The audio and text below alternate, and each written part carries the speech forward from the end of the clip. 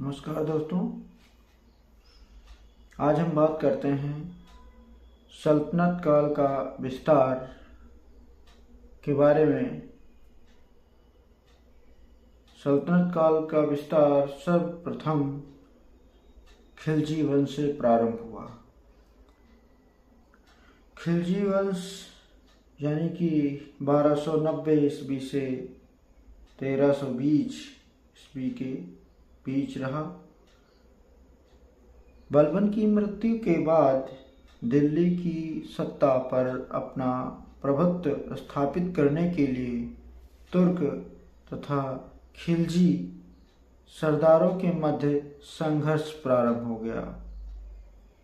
इस संघर्ष में खिलजी सरदार जलालुद्दीन फिरोज सुल्तान बनने में सफल रहा।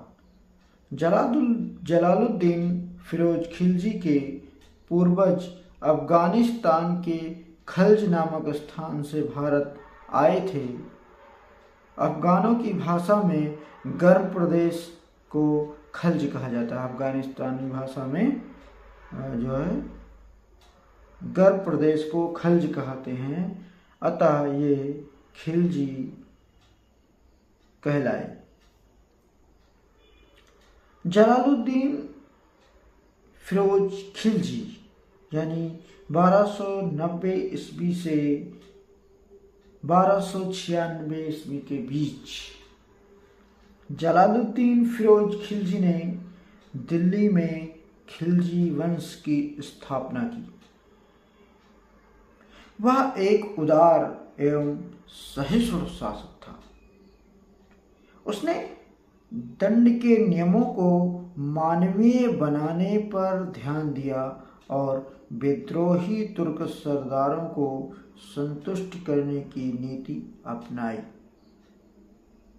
सुल्तान का भतीजा अलाउद्दीन, जो कला एवं अवध का इक़्तिदार तथा रक्षा मंत्री था, देवगिरी पर आक्रमण करने के लिए स्वयं निकला।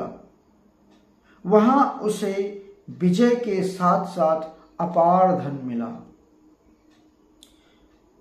सुल्तान अपने भतीजे अलाउद्दीन के इस अभियान की सफलता के कारण उससे मिलने कड़ा यानी कौशाम्बी उत्तर प्रदेश में पड़ता है की ओर चल पड़ा।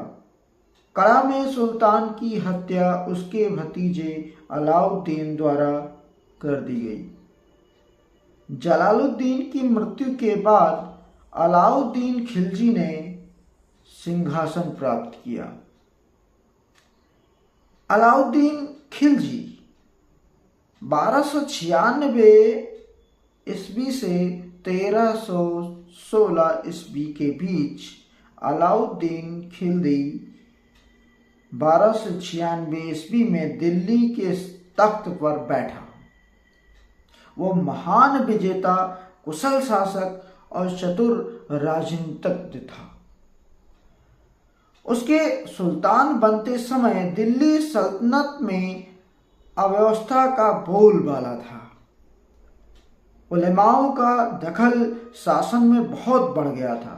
अमीर तथा सरदार विद्रोह कर रहे थे। मंगोल आक्रमणकारी लगातार हमले कर रहे थे। इन परिस्थितियों का सामना उसने बड़े धैर्य और सुनियोजित योजना बनाकर किया। सबसे पहले उसने जलालुद्दीन खिलजी की उदार एवं सहिष्णु नीति का त्याग कर कठोर नियमों को लागू किया। इन कठोर नियमों और सुनियोजित योजनाओं के बल पर वह विशाल साम्राज्य स्थापित करने में सफल रहा। अलाउद्दीन को शासन के मामले में धर्म गुरुओं यानी उलेमाओं का दखल पसंद नहीं था। इसलिए वह शासन संबंधी नियम बनाने और उन्हें लागू करने में उनकी बातों को नहीं मानता था। अलाउद्दीन खिलजी की विजयों का श्रेय उसकी सुसंगठित सेना को था। अलाउद्दीन ने एक विशाल स्थायी सेना का संगठन किया। उसकी सेना में 4,75,000 सैनिक थे। सैनिकों की नियुक्ति उनकी घुड़सवारी, शस्त्र चलाने की योग्यताओं एवं आधार पर की जाती थी। सैनिकों के हुलिया का पूरा विवरण रखा जाता था। सैनिकों को नगद वेतन देने की प्रणाली अपनाई गई और घोड़ों पर दाग लगाने की व्यवस्था प्रारंभ की। अपने विस्तृत साम्राज्य की सुरक्षा के लिए उसने अनेक नए किलों का निर्माण तथा पुराने किलों की मरम्मत करवाई। इन किलों को रसद आपूर्ति की भी पूरी व्यवस्था की गई। अब बात करते हैं राज्य विस्तार के बारे में। सुल्तान बनने के बाद अलाउद्दीन ने अपने साम्राज्य का विस्तार करना चाहा। इस उद्देश्य को पूरा करने के लिए उसने गुजरात, रणथंभौर, चित्तौड़, उज्जैन,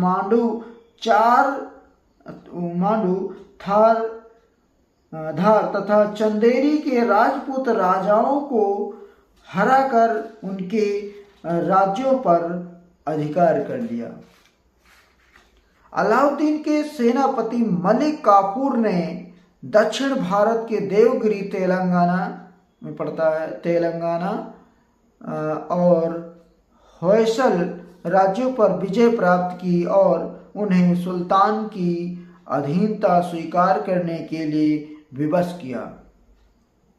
इन शासकों को इस शर्त पर अपने राज्य में शासन करने दिया गया कि वे सुल्तान को कर देते रहेंगे और उनकी अधीनता स्वीकार करेंगे। अलाउद्दीन ने दक्षिण के राज्यों को अपने राज्य में क्यों नहीं मिलाया? इस तरह की नीति गुप्त साम्राज्य के शासक ने अपनाई। अमीरों तथा सरदारों पर नियंत्रण। अलाउद्दीन का मानना था कि दावतों और उत्सवों में मिलने से अमीरों तथा सरदारों में निकटता तथा आत्मीयता बढ़ती है, जिससे सुल्तान के प्रति षड्यंत्र एवं विद्रोह करने का अवसर मिलता है।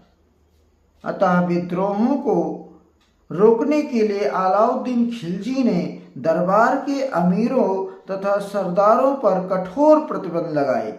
उनके इलाकों पर राज्य द्वारा अधिकार कर लिया गया। अमीरों की दावतों, मदिरापान एवं गोष्ठियों पर भी नियंत्रण लागू किया।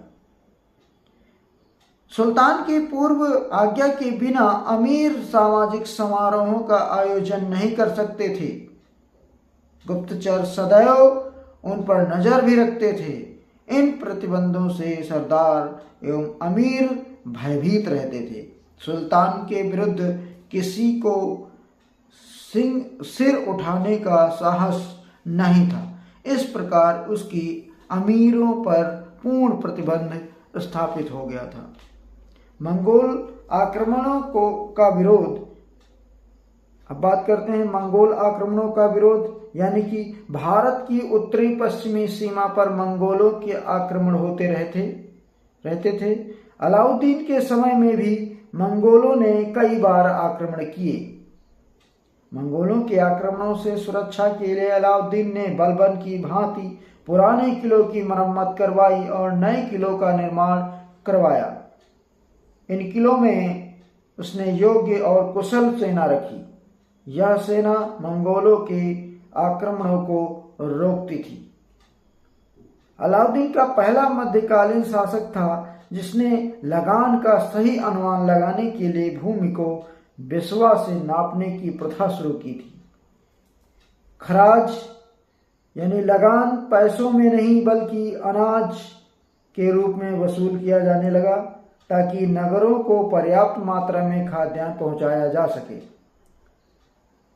इसका बाजार नियंत्रण अलाउद्दीन को मंगोल आक्रमणों से राज्य की सुरक्षा और सल्तनत विस्तार के लिए एक बड़ी सेना रखना जरूरी था। इन सैनिकों को उनकी जरूरतों के अनुसार वेतन देने में खजाना खाली हो जाता था, अतः उसने कम वेतन में सैनिकों का खर्च चलाने के लिए बाजार नियंत्रण लागू किया। उसने दैनिक आवश्यकताओं की वस्तुओं के मूल्य निश्चित कर दिए, जिससे निश्चित वेतन पाने वाले सैनिक भी अपना निर्वाह कर सकें। बाजार व्यवस्था की सफलता के लिए कुशल एवं ईमानदार कर्मचारी नियुक्त किए, जिनका प्रमुख साहना यानी अधीक्षक कहलाता था, जो व्यापारियों पर नियंत्रण रखता था। दुकानदारों को बाजार के नियमों का पालन करना पड़ता था। यदि कोई दुकानदार वस्तुओं की कीमत अधिक लेता या माप तौल में कम देता तो उसे कठोर दंड दिया जाता था। बाजार के भावों और सामानों पर निगरानी रखने के लिए गुप्तचर व्यवस्था को दुरुस्त किया। सुल्तान को प्रतिदिन बाजार की पूर्ण सूचना प्राप्त होती थी।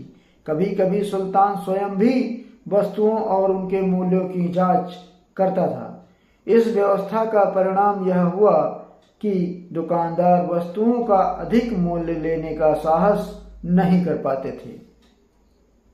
कुशल बाजार नियंत्रण के लिए सरकारी गोदाम भी स्थापित किए। अकाल पड़ने के समय गोदामों में खाद्यान्न की पूर्ति की जाती थी। वह पहला शासक था जिसने सार्वजनिक वितरण प्रणाली की शुरुआत की।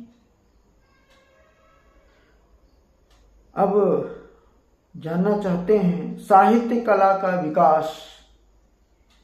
प्रसिद्ध विद्वान अमीर खुसरो व बर्नी उसके दरबार में रहते थे। अमीर खुसरो का लोकप्रिय नाम तूतिए हिंद तथा वह प्रसिद्ध सूफी संत निजामुद्दीन औलिया के शिष्य थे। अमीर खुसरो को खड़ी बोली तथा सितार के आविष्कार का श्रेय दिया जाता था। अमीर खुसरो अपनी पहेलियों, दोहों, मुकरियों और कव्वालियों के लिए प्रसिद्ध हैं।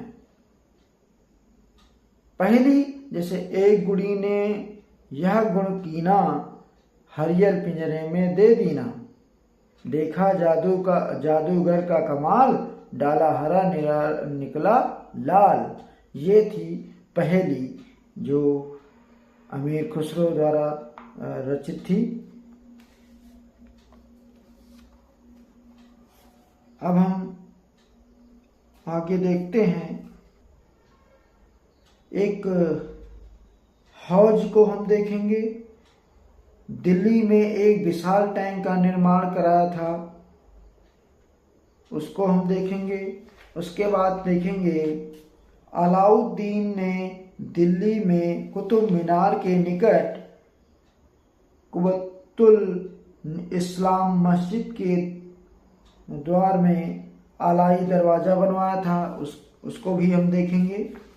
आगे हम देखते हैं